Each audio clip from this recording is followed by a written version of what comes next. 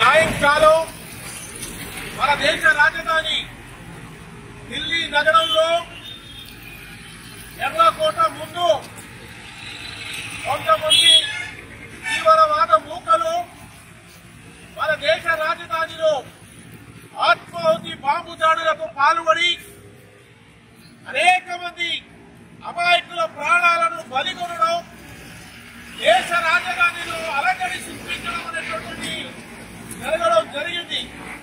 ఈ తీవ్రవాదుల దాడులకు వ్యతిరేకంగా తీవ్రవాదం నశించాలని సిపిఐ ఆధ్వర్యంలో నాగర్ కర్నూలు జిల్లా కేంద్రంలో తీవ్రవాదుల టెర్రరిజం దిష్టి బొమ్మని దగ్ధం చేసే నిరసన కార్యక్రమం సిపిఐ ఈ పట్టణ సమితి ఆధ్వర్యంలో తీసుకోవడం జరిగింది. ఈరోజు దేశంలో తీవ్రవాదులు రోజు రోజుకు వారి ఆగడాలను పెంచుతూ ఉన్న పెహల్గాంలో పర్యాటకులపై దాడి చేసి పదుల సంఖ్యలో మందిని హతమార్చడం జరిగింది. నిన్న ఢిల్లీ నగరంలో మన దేశ రాజధానిలోకి కూడా చొరబడి తీవ్రవాదులు ప్రయాణిస్తున్న కారులో బాంబు పెట్టి టెర్రరిజం అటాక్లు చేసి ఇప్పుడున్న సమాచారం మేరకు 13 మంది ప్రజలను బలిగొనడం జరిగింది. ఒక 30-35 మంది తీవ్రంగా గాయాల పాలు కావడం జరిగింది.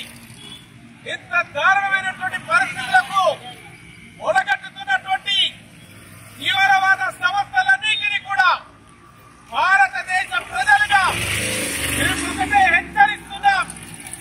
ఈ పిరికి పంద చర్యలో మీరు ఆపకపోతే రాబోయే రోజుల్లో ఈ దేశ మిలిటరీ అంతా కూడా తీవ్రవాదులు ఎక్కడున్నా కూడా ఏరేది మిమ్మల్ని ఏరేసి తగిన గుణపాఠం భారతదేశం చెప్తుందనేటువంటి విషయాన్ని ఈ సందర్భంగా చెప్పదలుచుకున్నాం.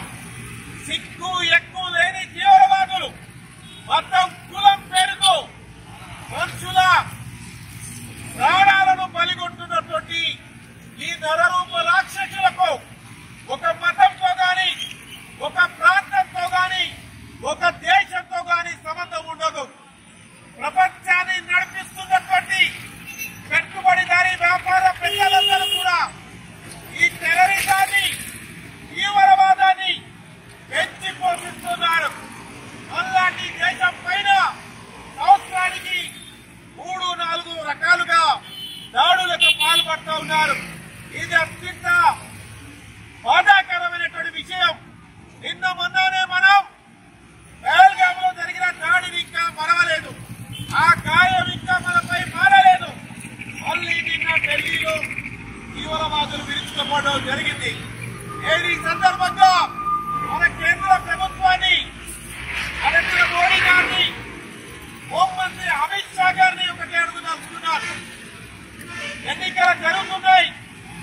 ఈ తరుణంలో మన ఇంటెలిజెన్స్ వ్యవస్థ అంతా కూడా ఏం చేస్తా ఉంది? అంత పెద్ద పేరుడు పదార్థాలు ఢిల్లీ నగరం అంటే ఆషామాషి కాదు. దేశ రాజధాని, కొన్ని వందల దేశాల కార్యాలయాలు కలిగి అనేక మంది దేశాధినేతలు ఉండేటువంటి నగరం. ఆ నగరంలోకి అంత యథేచ్ఛగా మన గుండెకాయ ఢిల్లీకి అయినటువంటి ఎర్రకోట సిగ్నల్, ఆ మెట్రో స్టేషన్ చాందిని చౌక్ దగ్గర ఈ పేలుడు జరగడం అంటే మన రక్షణ వ్యవస్థకు తీవ్రవాదులు చాలా విస్తున్నటువంటి పరిస్థితి. గుజరాత్ లో కొంతమంది తీవ్రవాదులు 2 రోజుల క్రితం పట్టుబడడం జరిగింది. పేలుడు పదార్థాలు దొరకడం జరిగింది. ఒక పక్క ఎన్నికలు జరుగుతున్నాయి. ఇవన్నీ కూడా మన ఇంటెలిజెన్స్ వ్యవస్థ, లేకపోతే మన ఎన్ఐఏ, మన తీవ్రవాద నిరోధక అనేక ఏజెన్సీలు ఏం చేస్తా ఉన్నాయి?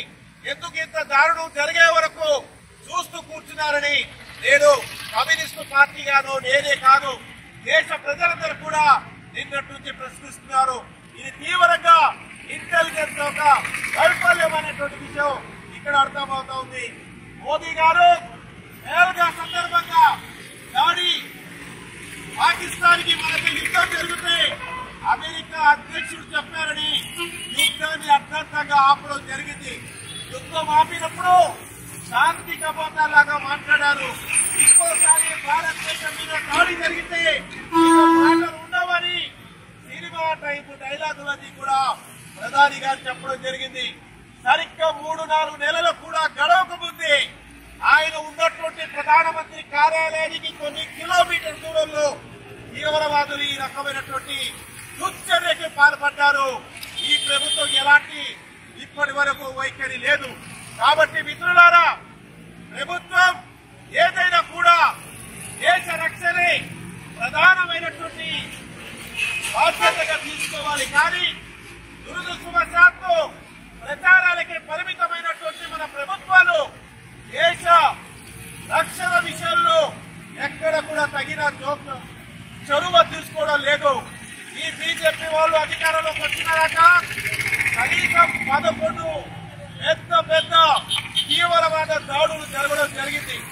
పార్లమెంట్ దాడి కానీ, పుల్వామా కానీ, పూరి కానీ, లేకపోతే పహల్గాం కానీ, అంతకుముందు కాందహార్ విమాన హైజాక్ కానీ, కార్గిల్ యుద్ధం కానీ, మణిపూర్ కానీ, ఇలా అనేక రకమైనటువంటి తీవ్రవాద దాడులన్నీ కూడా ఈ ప్రభుత్వంలోనే జరుగుతూ ఉంటాయి. ఈ సందర్భంగా వాళ్ళు తీవ్రవాదాన్ని అణిచివేశామని భారత్ చూస్తే తీవ్రవాదులు భయపడతారని చెప్తారు. కానీ వాళ్ళు చెప్పిన ఎన్నికల సమయంలో ఎన్నికలు రాగానే ఈ దేశం పైన మళ్ళీ దాడులు జరుగుతూ ఉన్నాయి. కాబట్టి సిపిఐగా డిమాండ్ చేస్తున్నాం, ఈ దాడికి పాల్పడిన తీవ్రవాదులు ఎవరైనా సరే, దాని వెనకాల ఎవరు ఉన్నా సరే ఖచ్చితంగా ఈ టెర్రరిస్టు మూకలను ఏరిపాడేయడానికి మొత్తం ఇండియన్ రక్షణ ఏజెన్సీలన్నీ కూడా ఏకమై తీవ్రవాదాన్ని ఏరిపారేయాలని డిమాండ్ చేస్తూ ఇట్లాంటి దాడులకు భారతదేశ ప్రజలైన మన ఈ 150 కోట్ల మంది ప్రజలు భయపడది లేదు. ఇట్లాంటి మూకలను స్వాతంత్రం వచ్చినప్పుడు నుంచి చూస్తున్నాం. కాబట్టి ఈ తిరిగి పొందే ప్రజలకు భారత్ భయపడదని తీవ్రవాద మూకుడిని గమనించాలని కోరుతూ ప్రపంచంలో శాంతి నెలకొనాలి, భారత్ లో శాంతి నెలకొనాలని సిపిఐ నిత్యం పోరాడుతుంది. ఈ తీవ్రవాద చర్యను కూడా ఖండిస్తా ఉంది. మృతుల కుటుంబాలను ఆదుకోవాలి. శతరగాతులుగా తీవ్ర గాయాలైన ఆ బాంబు దాడులో గాయపడిన వాళ్ళని ఒక మెరుగైన చికిత్స ప్రకటించాలి.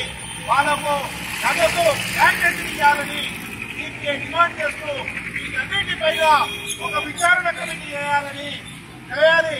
అలాగే ప్రతి 5-6 నెలలకోసారి మన దేశంలో దాడులు జరుగుతూ ఉంటే తాను చారిత్రాన్ని చెబుతున్నటువంటి అమిత్ షా ఒక్క క్షణం కూడా హోంమంత్రి పదవిలో ఉండడానికి అర్హత లేని వ్యక్తి.